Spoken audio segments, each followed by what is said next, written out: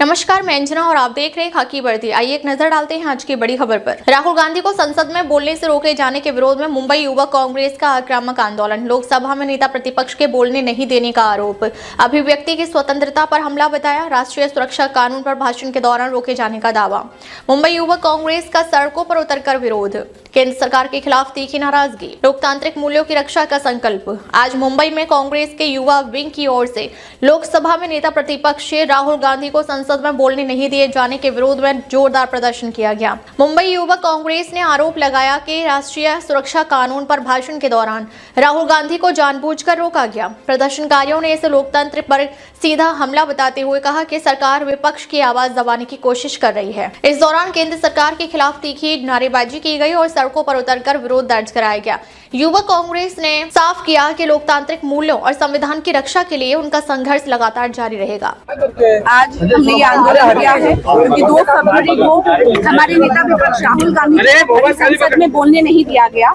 क्यों बोलने नहीं दिया गया? क्योंकि उन्होंने कुछ पन्ने एक किताब के, जो हमारे former general army chief general Naravane ji के किताब से वो कुछ पन्ने पढ़ना चाहते थे। उस पन्ने में क्या था ऐसा कि हमारे गृह मंत्री अमित शाह जी और हमारे रक्षा मंत्री डिफेंस मिनिस्टर हमारे राजनाथ सिंह जी का खून खौलने लगा। क्यों? ऐसा क्या था उसमें? अरे इस तरीके से ये मोदी जी क्यों डर रहे हैं? क्योंकि उस किताब के, जो हमें अब तक पता लगा, उस किताब में ये भी लिखा है कि जब गलवान संघर्ष दौरान चाइनीज टैंक्स हमारी टेरिटरी तरफ आ रहे थे, तब जनरल नरवाने जी ने सवाल किया था कि रक्षा मंत्री, एनएसए और पीएमओ को कि क्या किया जाए कि ये टैंक्स हमारी टेरिटरी की तरफ आ रहे हैं। और तब उनका जवाब था कि आप लोग फायरिंग नहीं करोगे जब तक हम अलाउ नहीं करेंगे। फायरिंग ना करो, भले ही वो चाइनीज टैंक्स और हमारी टेरिटरी में घुस रहे हैं।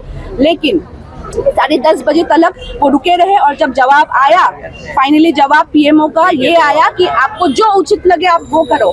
ये कहा है उन्होंने, ये जनरल नरवाने जी ने उल्लेख किया है कि he felt alone in this establishment. तो हमारा सवाल ये है कि नेशनल सिक्योरिटी इतनी कॉम्प्रोमाइज है क्या? जितने वीर जवान हमारे शहीद हुए, उनके जीवन का क्या, उनके संघर्ष का क्या? हम चाहते हैं कि नरेंद्र मोदी जी इस नेशनल सिक्योरिटी, इस कॉम्प्रोमाइज नेशनल सिक्योरिटी, जो उन्होंने एक कॉम्प्रोमाइज प्राइम मिनिस्टर है, उन्हें रेजिग्नेशन, इस्तीफा देना चाहिए। और इस किताब को, जो जनरल नरवाने जी की किताब है, उसको पब्लिश किया जाए। पूरे देश के जनता को हक है उस किताब को पढ़ने का। नालासोपारा के प्रगति नगर में नाइजीरियन नागरिकों के खिलाफ बड़ा कॉम्बिंग ऑपरेशन। 109 लोग हिरासत में। नालासोपारा पूर्व के प्रगति नगर इलाके में अवैध रूप से रह रहे नाइजीरियन नागरिकों के खिलाफ तुलिंज पुलिस द्वारा बड़ा कॉम्बिंग ऑपरेशन चलाया गया है। आज सुबह 6 बजे से शुरू हुई इस कार्रवाई में अब तक कुल 109 नाइजीरियन नागरिकों को हिरासत में लिया गया है। पुलिस को सूचना मिली थी कि यह नागरिक ड्रग्स तस्करी और नशीले पदार्थों की बिक्री के मामलों में सक्रिय है। इसी के चलते पुलिस ने उनके घरों की सघन तलाशी ली।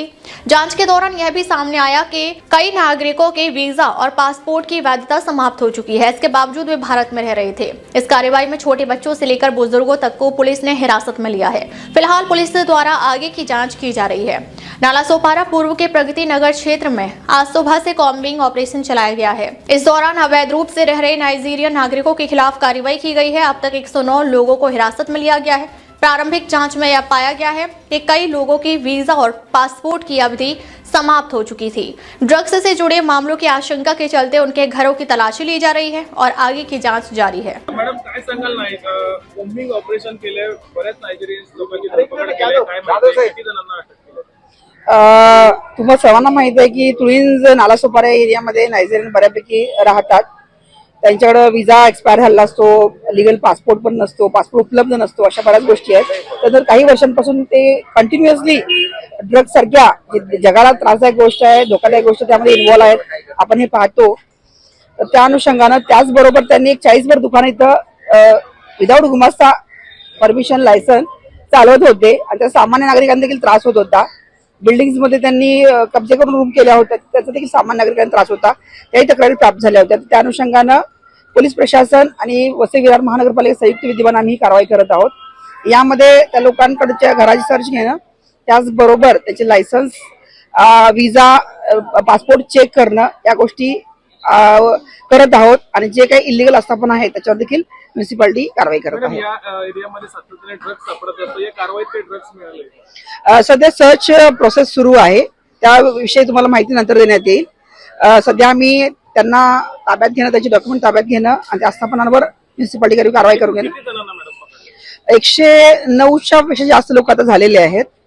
तर त्या 109 पेक्षा जास्त विविध देशाचे नागरिक आम्हाला मिळालेले काय आहेत. प्रक्रिया असेल? काय करायचं? पुढे यांचे डॉक्युमेंट व्हेरिफिकेशन होईल, त्यांच्यावर काही गुन्हे आहेत का ते पाहिलं जाईल, त्यानंतर पुढची त्यांची प्रोसेस करण्यात येईल.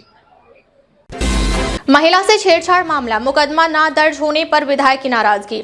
यूपी के अमरोहा के हसनपुर से एक बड़ा मामला सामने आया है, जहां महिला से छेड़छाड़ की घटना के 3 दिन बाद भी मुकदमा दर्ज न होने पर लोनी से विधायक नंद किशोर गुर्जर कोतवाली पहुंच गए। विधायक ने पुलिस की कार्यप्रणाली पर नाराजगी जताते हुए मामले में तत्काल कार्रवाई की मांग की।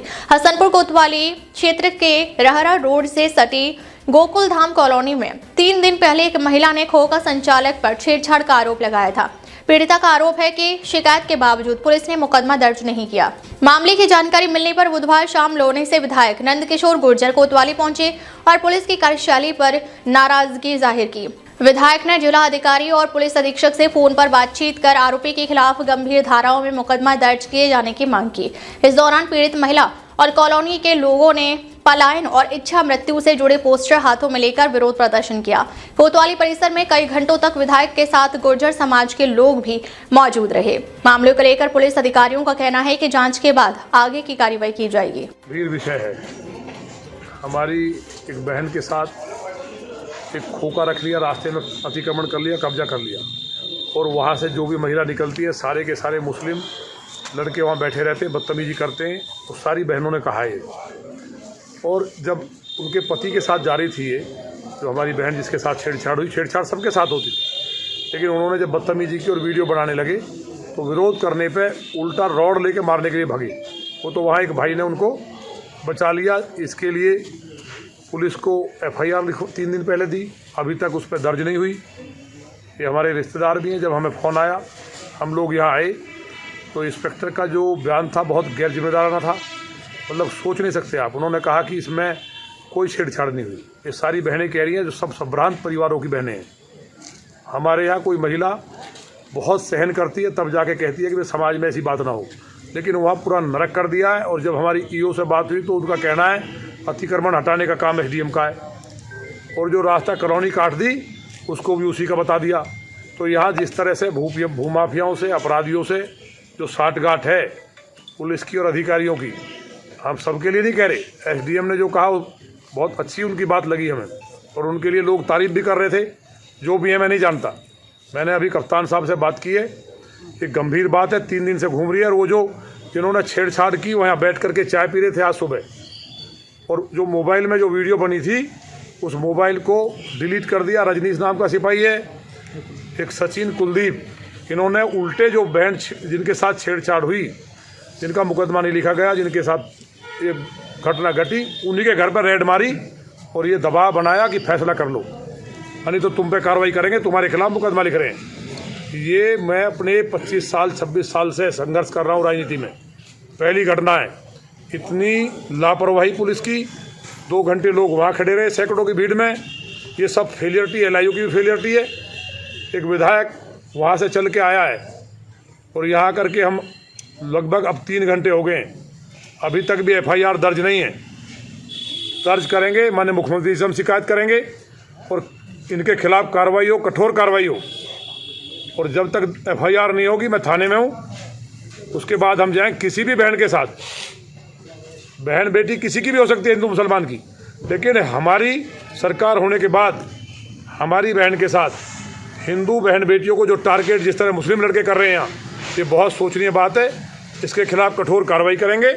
और जो समाज कह रहा है, अभी जो बात हुई है कि इस पर पंचायत करेंगे, जब बुलाएंगे हम पूरी ताकत के साथ यहाँ रहेंगे और माननीय मुख्यमंत्री से कह करके कार्रवाई कराएंगे।